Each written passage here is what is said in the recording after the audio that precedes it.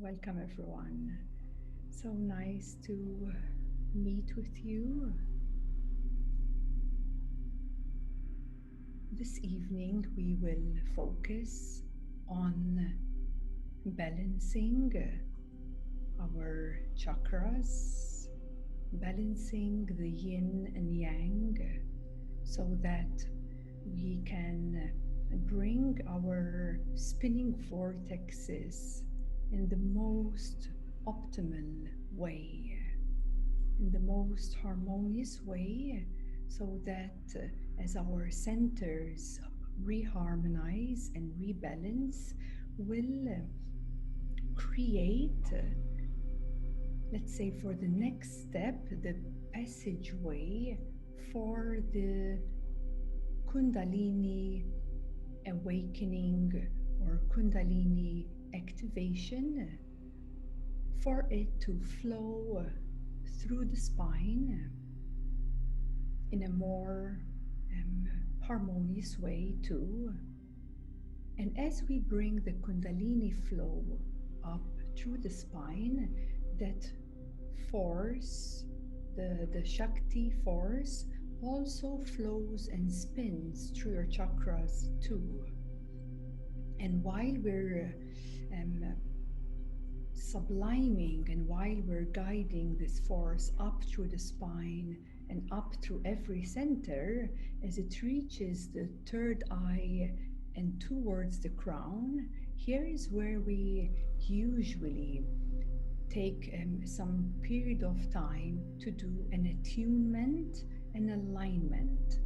So this means once we get it fully functionable in your most optimal way, then we take some time to tune it and align it into and towards your highest vibration possible.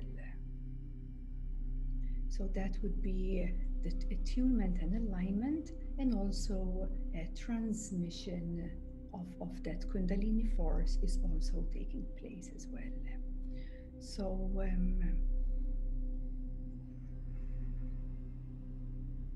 as we all know, most of you are already quite energetic, and most of you are already quite aware that you can experience some disharmonious energies, some stuck energies, some distorted energies, which we find it maybe sometimes hard to maintain on your own. As we attune together, the way how energy works, it always listens or hears the other, and it follows and it tries to reach to that Kundalini force, which has maybe already been quite maintained, quite purified, and so it recognizes itself, and then it tries to reach into a higher vibration. And so as it does that, this is where your higher attunement takes place. And on another level as well, we meet in these sessions beyond time and even beyond space. So as we're connecting through consciousness, it becomes one field where whatever is happening here, it responds to one another and it amplifies one another. And that doesn't have to mean it is a powerful practice. What I have learned through the years, that the more softness, that the more openness and softness is transmitted, the more ability or possibility for that frequency and energy to, let's say, process, and gives that inner space within your spine to open up further. So Maybe you have already experienced some Kundalini awakening. Maybe you've experienced it in a very forceful way, many times quite jittery in the system, quite jittery in the spine. And it feels jittery because this big force, it wants to move, but yet it finds areas where it gets slightly stuck. And so it creates a certain jitter in the motion, in the movement of this body. So, what I have seen is that the more softness, the more receptivity, here, we're really working with the feminine force. So, with the feminine force, it's really teaching us to surrender, it's really teaching us to let go. It's not about pushing in this session, it's not about that particular strength that you're familiar with. It's about the letting go. It's about a deeper surrender, with not trying to do anything to that Shakti force, but rather stepping away, giving it the space, becoming more and more receptive, so that the energy itself can respond and awaken and move through you in the most harmonious of ways.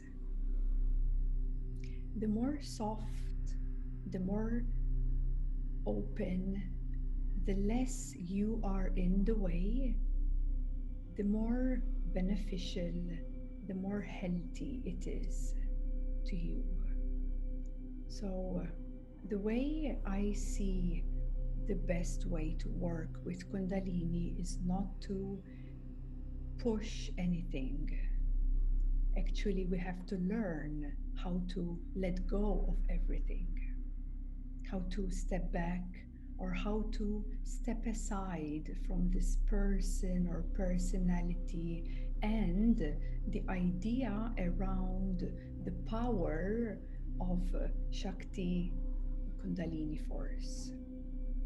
The reason I am saying this every time I repeat this in some way or another is that this force, this feminine force, yes, it has been deeply suppressed. Yes, it has been distorted because of the suppression, because it was not allowed to be. The feminine force within man and woman and within this planet Earth, it was not allowed to be. So you can see that very directly on an energetic level. And of course, you can see that on the physical plane, and how, for example, the feminine on this planet for some few good thousand years, how she, including the energy, has been treated. It's all connected. It's all connected. Maybe you see the physical form where the feminine didn't have a voice, didn't have a say, was not allowed to be expressive, but it actually is coming from its core, which is this Shakti Kundalini, the feminine force itself. So the feminine force itself, actually, it's not only to do with women. It's actually has been suppressed and cut off from men and women, right? And now it's a time of reawakening the Kundalini force, not just within you as this body vehicle, but also on our lands, in this on this beautiful earth. Many vortexes have been suppressed, have been controlled, have been manipulated. And so the same thing has been happening within humanity too. Once this energy starts awakening, what awakens with it is a lot of impurities. And it's no one's fault actually, but it's your responsibility to see the impurities of the Kundalini force. It is your responsibility, because as this force awakens, it brings up all that has been not seen, not voiced, not allowed to be. And it brings also a certain veil of identification with a certain power, but that veil is quite impure. The reason I am saying this is because this force, this feminine force, as it reawakens, just think like a dormant volcano. When it's dormant, it's dormant. There's nothing, it's dormant.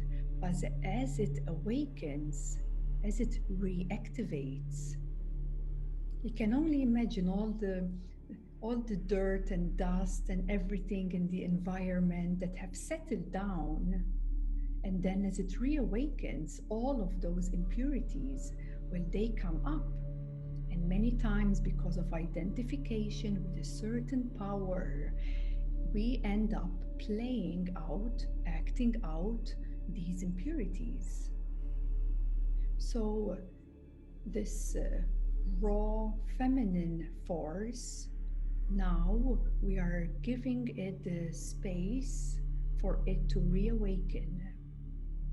We're giving it the space for it to be seen back into consciousness, back into the light of awareness. And along the way, one will start to see the certain impurities that come with it as it starts to move and flow through. Now, what happens from your base center? Here is where the Kundalini force reawakens. It right away touches your belly area.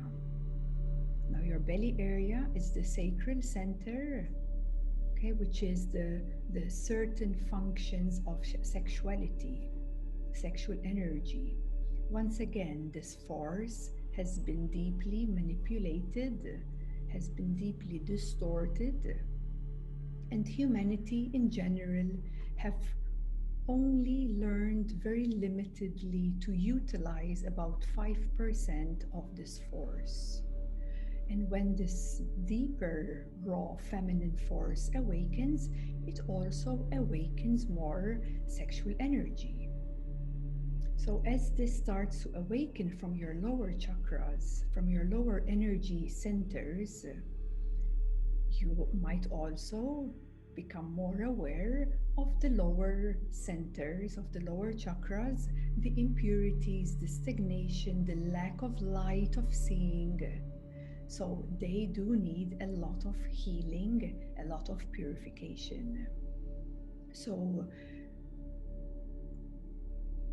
I through experience and through what I see and through what I tune around me, I see that I would prioritize Kundalini awakening first into purification and healing. Because once we work on purification, let's say the first big bulk, okay, with the first awakening, there's a first big bulk of purification. And only then we can start working, let's say, with this force. We can work with this force to create, because it is a creative force. We can work with it in alignment with our life, with our projects, with our higher desires. We can align with it as soon as there is a certain amount of purification. If a certain amount of purification and healing has not yet occurred, I see this as a very tricky and quite dangerous play,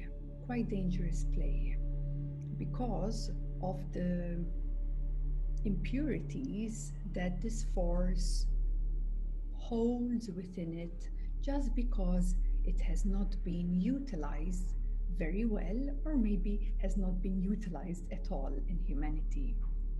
So, this force has been suppressed within humanity for many, many years, and behind it, it's already quite impure.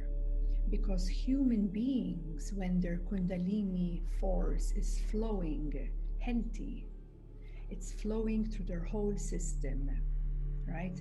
And it's purified, because when water is flowing, when energy is flowing, it's healthy, it's harmonious, it's healthy. And as human beings, we utilize that force like a battery charger. It is a force of creation. And if you move that force into your sacral, you create a certain form of energy. If you move it up into your solar plexus, you create another form of energy. If it moves up to the heart, you're again creating another form of energy. If you move it up into your throat and your third eye or your crown, you're creating another form of energy. So, this force, in its natural essence, natural flow, it flows, it moves and flows. You can channel it to work through within different chakras, depending of what energy you want to create. And of course, you can also utilize this force for meditation, for connecting with your crown center, and for connecting with consciousness. And here is where your energy field expands. Your energy field expands. So, on another hand, if there is any blockages in your chakras, and Kundalini Shakti is awakened to a certain degree, it rises, gets stuck, and gets stuck in a particular center. That's when it becomes distorted, and that's where you play out or act out those certain impurities through that certain chakra. I'm just sharing with you how this energy functions, and on an energetic level, but also you can see this in your own way. How, for example, this force maybe awakens within you, and it's kind of a bit stuck, or a bit, a bit stuck, for example, in your sacral. So it awakens a lot of, let's say, dark desires. As an example, it awakens a lot of dark desires. And if it's not taken care of, one would usually identify with that and act it out. So this is what I mean. When this energy it's not flowing, it gets stuck in a particular center. It has a particular form in every chakra, and depending on the openness and the health within that center, depending on that energy plays out and acts out through you. Okay, so for example, if it's awakened already to a certain degree and it moves up to your solar plexus, but it gets stuck there, then you might find yourself with the Kundalini force too, acting out a certain control. Speaking of impurities right now, a certain form, it molds out, it comes out in a particular way, for example, control. Yeah, just to the reason I am sharing this knowledge with you, because as I'm speaking, I just want you to see within you if this Kundalini energy is already flowing through you. It's good to bring a certain light of consciousness upon these glitches, distorted frequencies, because that's how you can shift that energy. You can flip that energy, you can transcend that energy only by seeing it, only by not acting out from it. That's how we transcend distorted energies and impurities. By shining the light of your consciousness, being present with any glitches, any impurities, whether they're desires, whether they're control, whether they're neediness, whatever it is, whatever arises, because Kundalini Shakti is going to amplify, it does amplify impurities at first. It's a good thing. This is how we're all healing and clearing and transcending all the impurities that come along with the awakening, with the activation of the Kundalini force. So just to, skim through and see how you act from where you act, because from where you act, it's of course in resonance with a certain chakra within you. Now the higher centers, although in majority of humanity these centers are barely functioning, unless one starts to meditate and bring more light into them. But most of the time the higher centers have less impurities, but still they're not optimized.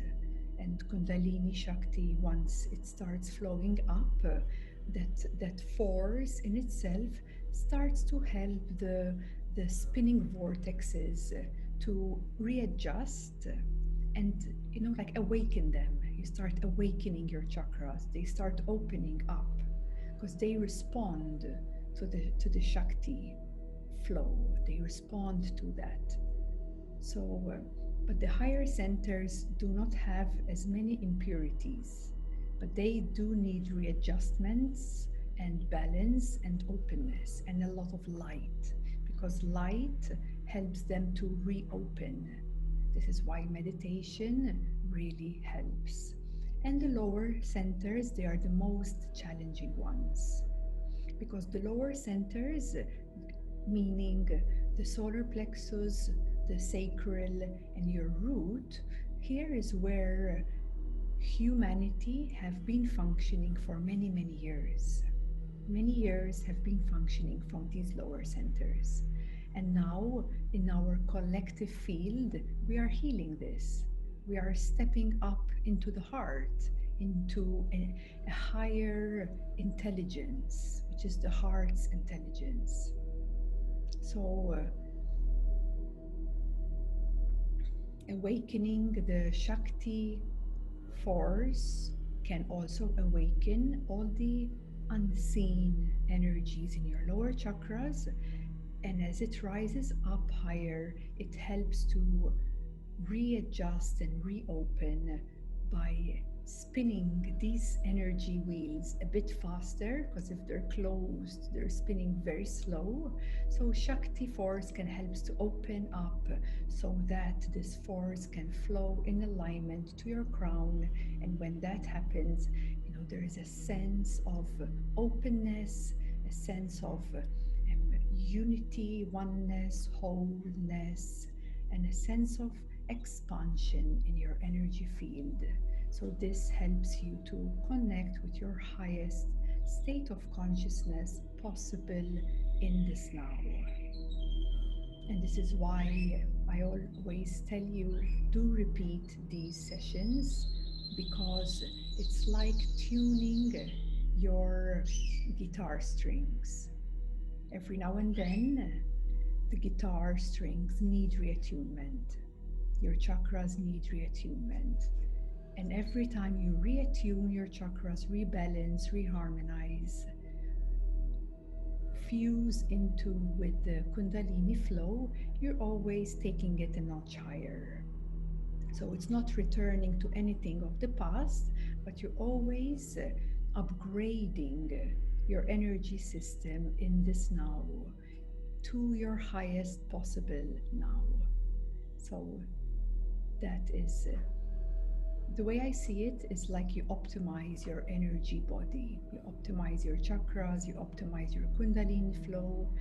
Because of this optimization, you clear any stagnation from this now, what is needed right here today to be cleared out of the system.